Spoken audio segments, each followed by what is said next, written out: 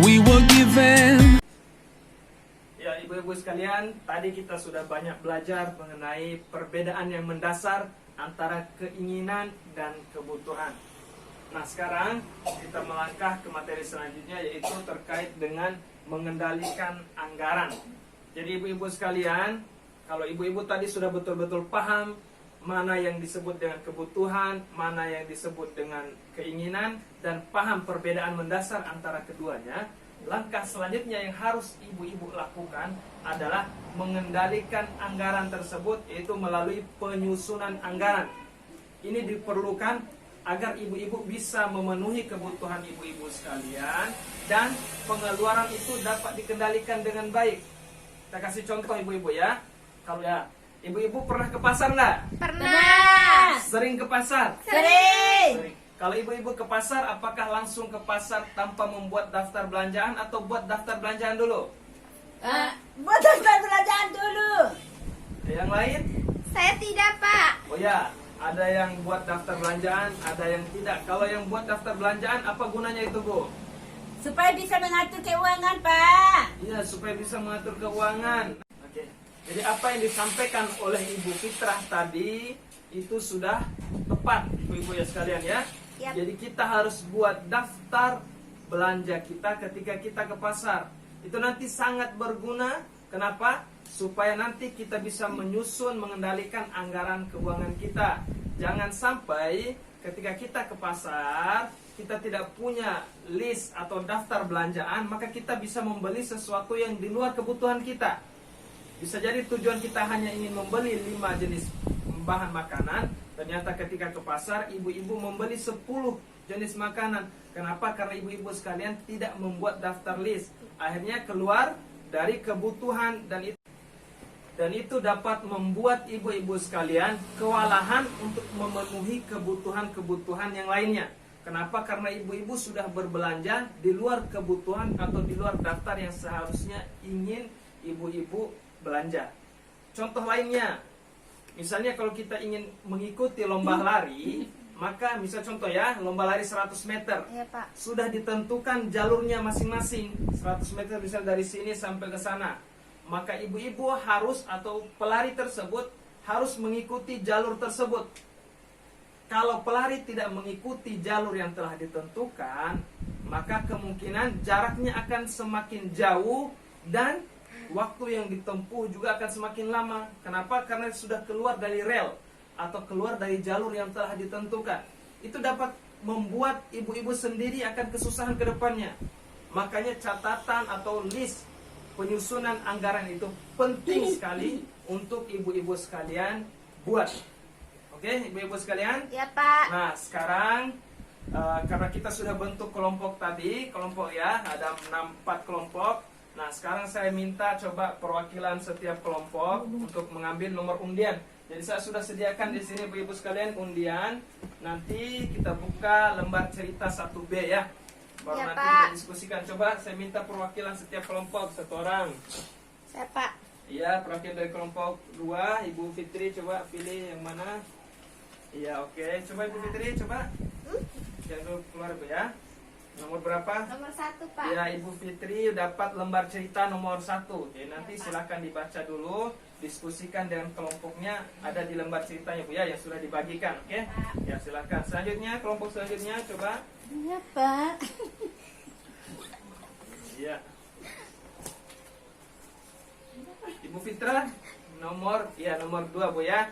Jadi nanti Ibu kembali ke kelompoknya, diskusikan dengan kelompoknya lembar cerita 1B tentang cerita kedua. Iya, Pak. Ya, silakan Ibu. Nah, saya kasih waktu 5 menit untuk ibu-ibu sekalian diskusikan dengan kelompoknya masing-masing mengenai cerita tersebut ya. Silakan didiskusikan 5 menit ibu-ibu ya. Iya, Pak. Diskusikan dengan kelompoknya mengenai solusi atau jawaban dari setiap cerita yang ibu dapatkan sesuai dengan nomor undiannya masing-masing ya. Iya, Pak. Oke, Ibu, 5 menit ya dari sekarang. Oke. Ibu-ibu sekalian, stop.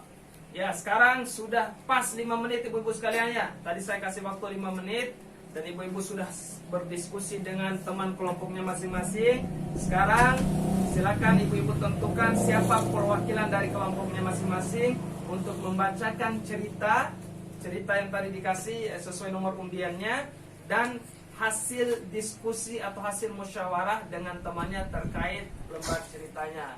Sekarang kita mulai dari, coba yang mana yang berani duluan, kelompok berapa? Saya kelompok 1, Pak. Ya, kelompok 1 ya, silakan. Siapa yang mewakili kelompok 1? Oh ya, Ibu Fitri. Silakan Ibu Fitri. Maju ke depan. Silakan maju ke depan.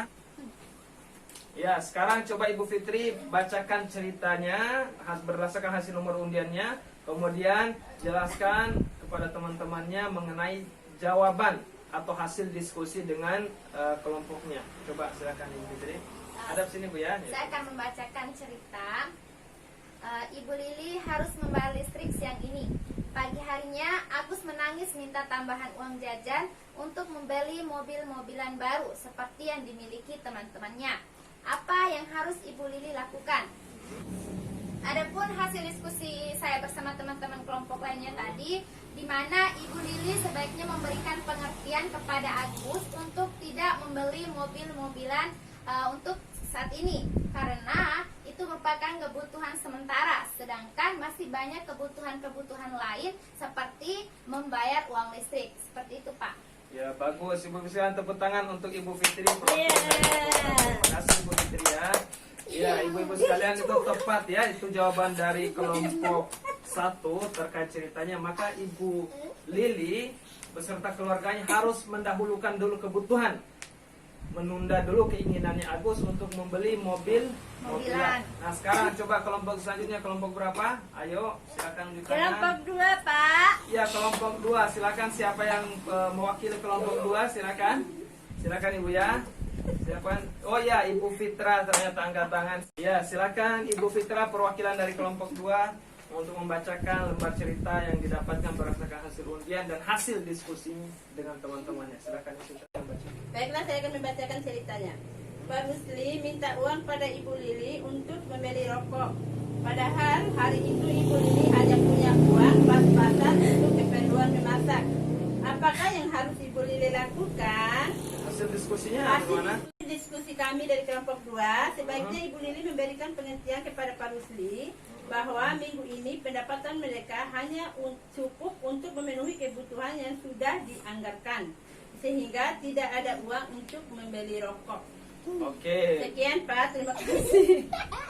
Oke, Ibu Nur silahkan kembali lagi Ibu Fitra ya, perwakilan dari kelompok. Terima kasih banyak Ibu Fitra. Aplaus dulu untuk Ibu Fitra atas jawabannya dan itu mewakili teman-temannya ya.